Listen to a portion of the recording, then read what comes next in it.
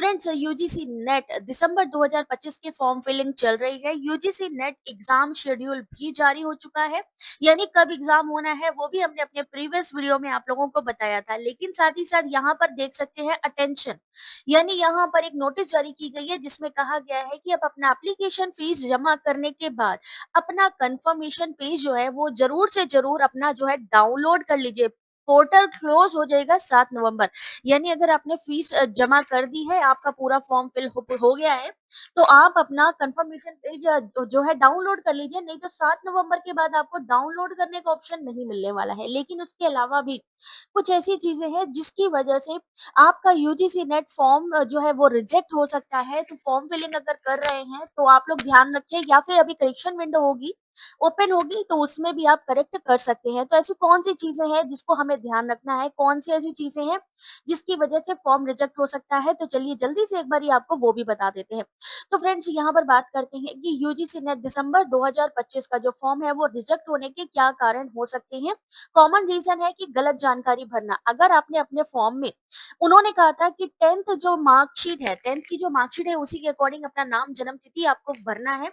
बाकी अपना eligibility criteria है, कैटेगरी है, अगर आपने गलत भरी है तो फॉर्म रिजेक्ट हो सकता है। ये कॉमन रीजन है आपके फॉर्म रिजेक्ट होने के।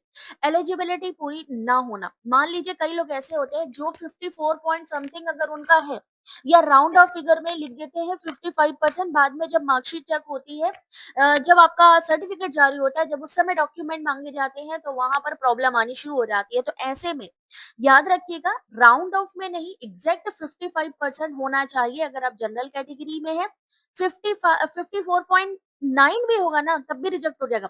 एग्जैक्ट 55 या उससे ज्यादा होना चाहिए। सेम ऐसे ही 50% SC ST OBC PWD के लिए है।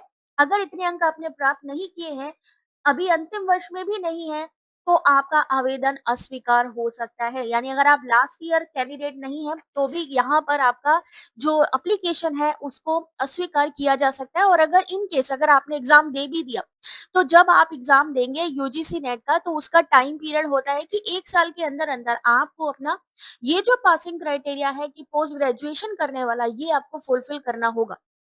दूसरी चीज, अगर कई बार होता है कि फोटो या सिग्नेचर हम अपलोड कर देते हैं लेकिन उसका साइज वगैरह नहीं देखते हैं, जिसकी वजह से क्लैरिटी नहीं मिलती है।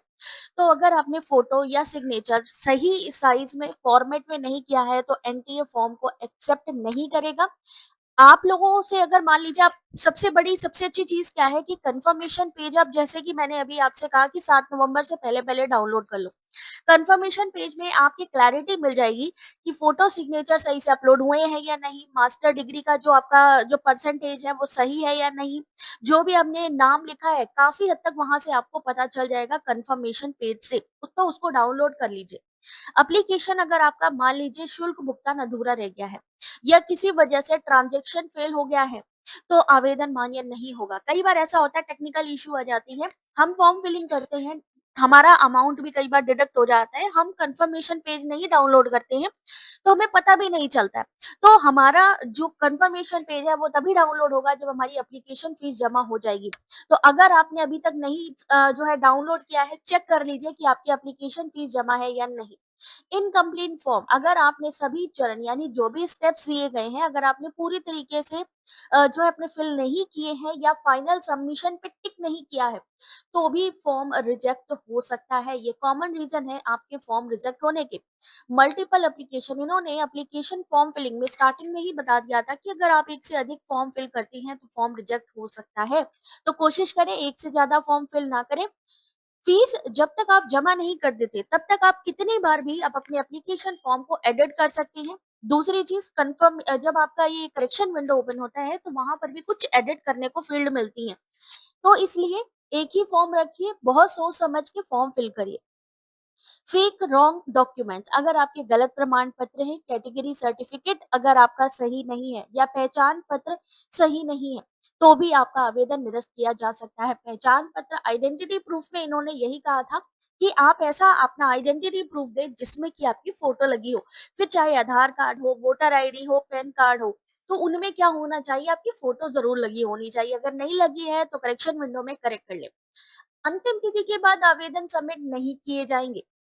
मान लीजिए आपने 7 नवंबर लास्ट डेट दी गई है, 7 नवंबर रात को 11:55 पे ये फॉर्म क्लोज हो जाएंगे।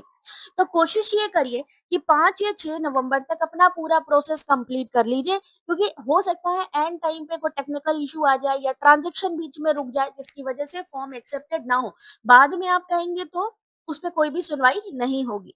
सुधार ना करना यानी कि करेक्शन विंडो के समय गलतियों को ठीक नहीं किया गया है तो भी फॉर्म रिजेक्ट हो सकता है।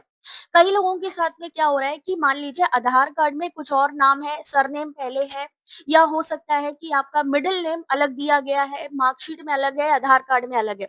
तो याद रखिएगा, जो मार्कशीट में 10th की मार्कशीट में जो नाम है चढ़ेगा वही नाम, एप्लीकेशन फॉर्म उसी नाम से डलेगा। आधार आपका मान लीजिए, आप आधार, अब मान लीजिए आधार में प्रॉब्लम आ रही है, तो आपके पास अगर पैन कार्ड है, वोटर आईडी है, जिसमें सेम नेम हो, कोशिश करिए, कोशिश आपकी 99% यही होनी चाहिए कि उसी से ही मिलता-जुलता अपना आइडेंटिटी प्रूफ आपको देना है। अगर नहीं है, तो आप अपना आधार दे सकते हैं, फिर आपको नॉन डिक्लेरेशन फॉर्म आधार का फिल करना पड़ सकता है। आधार या अन्य पहचान में गड़बड़ी, अगर आपने आधार अपडेट नहीं किया है, यानी अपना mobile number, email ID, UIDAI, जैसा कि मैंने स्टार्टिंग में भी आपको बताया था कि उसको अपडेट कर लीजिएगा। अगर अपडेटेड नहीं है तो प्रॉब्लम आ सकती है। तो इसलिए अपना नाम, जन्म तिथि, ये सारी चीज़ें इसीलिए कहा गया आधार में अपडेट करने के लिए कि जो आपकी 10th की मार्कशीट में आपका नाम, आपकी जन्म तिथि दी गई है, आपका फादर का नाम दिया है, तो वही आप अपडेट कर लीजिए आधार में, है ना? क्योंकि उसके बाद में यहाँ पर आपका आवेदन अस्वीकार किया जा सकता है इन केस। तो सबसे पहले फॉर्म सबमिट करने से पहले प्रीव्यू चेक करें, एक बार चेक कर लें फॉर्म सबमिट करने से पहले। फॉर्म फोटो और सिग्नेचर एनटीए के निर्देश अनुसार ही अपलोड करिए। फीस भुगतान के बाद कंफर्मेशन जरूर डाउनलोड करें। एक ही ईमेल और मोबाइल नंबर से ही आवेदन करें, ये नहीं कि अलग-अलग मोबाइल नंबर या मेल आईडी। तो सबसे पहले ये आपको बता दें कि don't let your form get rejected. UGC NET 2025 application please alert, 10 common mistake है, wrong personal detail, eligibility not filled, blurry or wrong photo, signature, incomplete form submission, fee not paid successfully, multiple form filled, fake, incorrect documents, late submission, no correction made after window, आधार और ID mismatch. तो ये सारी चीजें हैं।